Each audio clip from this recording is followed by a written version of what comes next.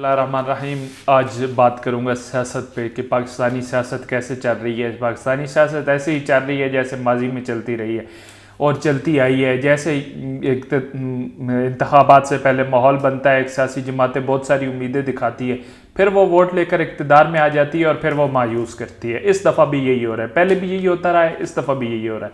लेकिन इस दफ़ा फ़र्क ये है कि इमरान खान ने ये काम और उनकी टीम ने ये काम जल्दी शुरू कर दिया है। वैसे गैर मकबूल होने में हुकूमतों को चंद साल लगते हैं, लेकिन इन्होंने तो चंद माह में ही अपने आप को गैर मकबूल बनाना शुरू कर दिया था और उसमें तेज़ी से इजाफा कर रहे हैं।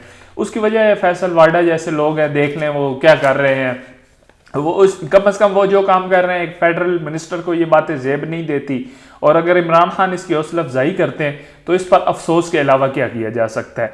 दूसरी बात यह है कि अब इस वक्त इमरान खान की हुकूमत वैसी ही बेबस हुकूमत है जैसी हर हुकूमत बेबस होती है।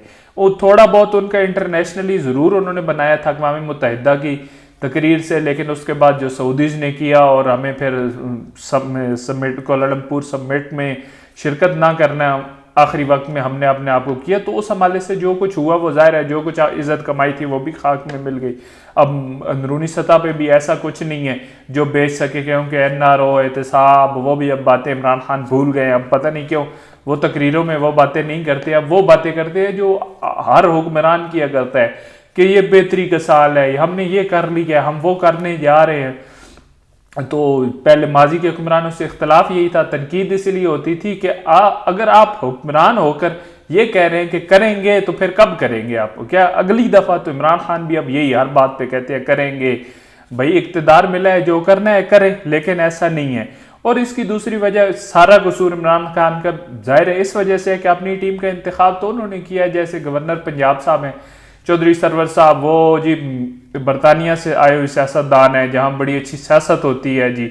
वहाँ से वो हमने कुछ अर्सा पहले देखा उनकी मुग़ल बादशाहों वाली तस्वीरें वो वायरल हो रही थी। अभी फिर वो जी उन्हें जो कि उनके प्रोटोकॉल में 13 गाड़ियाँ हैं तो कम है, तो इसलिए 63 लाख की और 2 गाड़ियाँ आ रही हैं। तो ये जो इस तरह के काम है, ज़ाहिर है उधर से आप ये कहते हैं हम भैंसे बेच रहे हैं क्योंकि हम इशारा देना चाहते हैं, हम ये अवाम के साथ इजहार करना चाहते हैं कि हम पैसे बचा रहे हैं। अगर एक जानब आप ये कहते हैं तो दूसरी जानब आप ऐसा कैसे कर सकते हैं। फिर हालात ये है कि अब हुकूमत जो कि आगे मौसम थोड़ा जैसी इसमें बेहतरी आएगी तो मौलाना साहब भी सरगर्म हो जाएंगे। और वो इस बार जो कि जब मौलाना साहब फरवरी के आखिर में या मार्च के इब्तिदा में आएंगे तो इस बार उनके हालात वो नहीं होंगे, क्योंकि इस बार एक तो मौसम की शिद्दत वो नहीं होगी और दूसरी बात यह है कि अंपायर भी न्यूट्रल्स होंगे। इमरान खान को वो वाला एज हासिल नहीं होगा जो पिछले धरने में था, जिसकी वजह से मौलाना को ज़ाहिर है नुकसान हुआ था। तो अब इनकी तो बात होगी। दूसरी तरफ बात हो गई अपोजिशन की।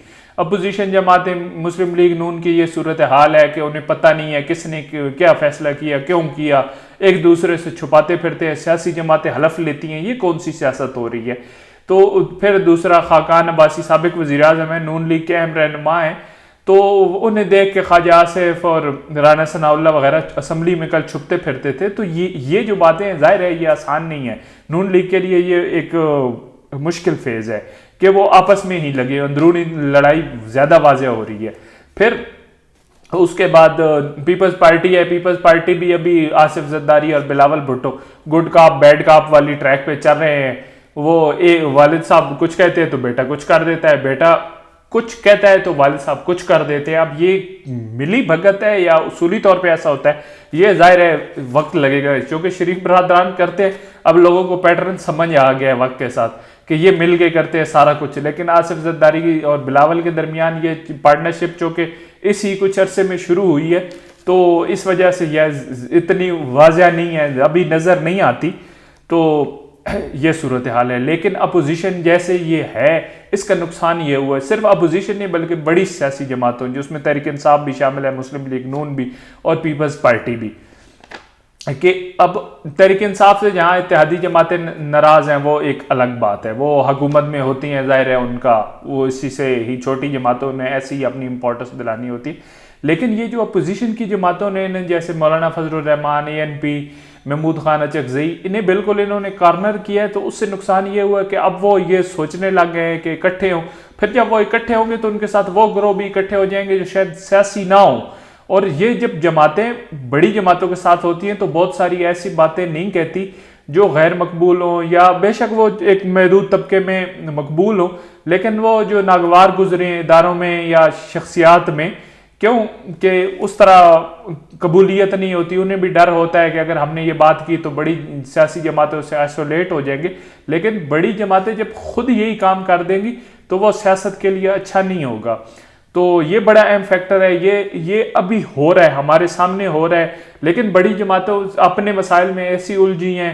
تحریک انصاف ہے تو اس کے ایسے مسائل ہیں کہ وہ اس حوالے سے جو پہلے ایک سوچ تھی کہ یہاں سے عمران خان کو مائنس کر کے یہاں سے اگر لے آیا جائے، اقتدار لایا جائے، یا کچھ جو لوگ باہر سے آئے ہیں، جو یعنی مہمان ہیں، موسمی پرندے ہیں، وہ تو کہیں بھی چلے جائیں گے. لیکن تحریک انصاف کے اندر سے اس وجہ سے اب یہ سوچ ختم ہو گئی ہے کہ تحریک انصاف کے اندر سے ایک اور پارٹی بنائی جا سکتی ہے. اس کی وجہ یہ ہے کہ اب یہ سوچ آ گئی ہے کہ یہ وہ لوگ ہیں جنہیں عمران خان خود نہیں سنبھال سکتے تو ہم کیسے سنبھالیں گے، تو اس لیے بہتر ہے اس کام سے تو گریز کیا جائے. تو یہ تو ہو نہیں سکتا.